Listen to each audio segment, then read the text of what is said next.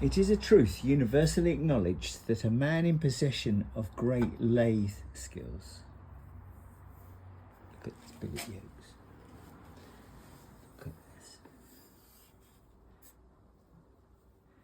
Is generally hopeless when it comes to electrics. Bugger me, what a mess. This has been designed to run without a battery, so it uses a Boyer power box, of which more later, and this Boyer ignition here. And the idea is you switch it on, kick it, it generates from the alternator, which is here. And then once you've got it running, you can turn the lights on. These bits are nice, the metal plates, but the rest of it's a horrible bodging afterthought, and it's just such a mess. I'm going to pull all this out and start again. I'm also going to fit a battery somewhere, which on a Triton is never an easy job because there ain't a lot of room. In the past, I put one up inside the seat hump here. See, my finger disappears. This is a big hole. So I think I might take this seat off and have a look and see if there's an opportunity to put a battery inside. And then I will start again because this is all pretty horrible, really. Okay, more later. Do you prefer to sit at the roadside waiting to be recovered? To riding your motorcycle? Well, in which case, rewire your bike like this.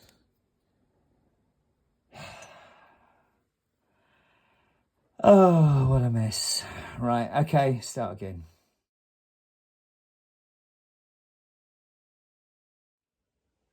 Time for the big reveal. The bolts are undone and ta-da, here is my big hole.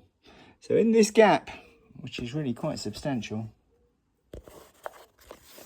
I'm going to secrete a battery. I'm probably going to mount it on here using industrial Velcro. Probably will do the job because it never moves once it's on.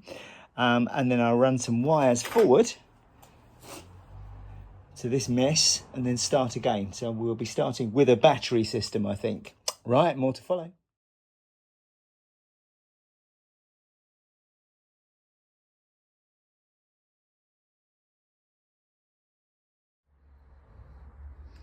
It was a dark night. You throw this switch,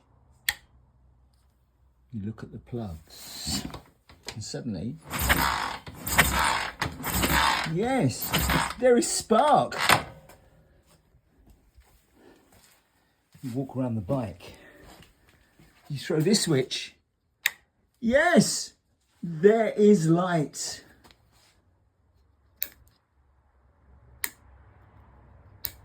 And there is a horn, and there is a stoplight.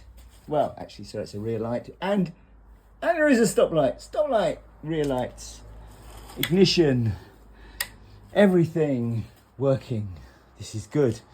Let me turn the light on. Talk amongst yourselves. Boom. Right. Okay, basic rewire done. What I've done is I've gone through everything and I've added a battery with a fuse in the circuit. I've kept things as they were initially, so I've used another ignition switch, which he had here. I've used another light switch, which he had on this side. That's kind of old school way of doing things.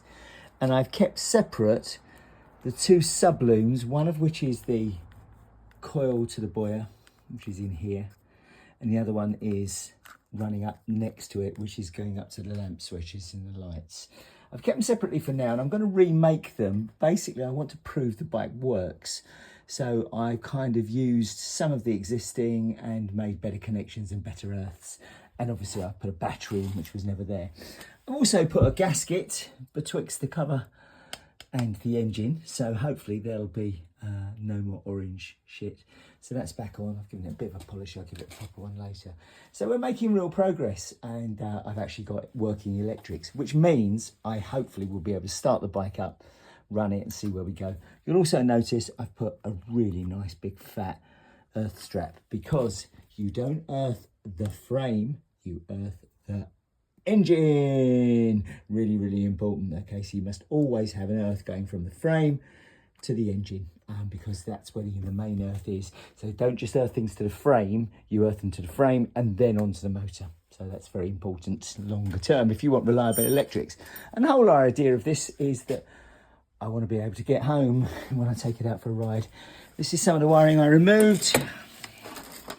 It's just, well, it's just awful, isn't it, really? But never mind, we're getting there slowly but surely, right? See you later.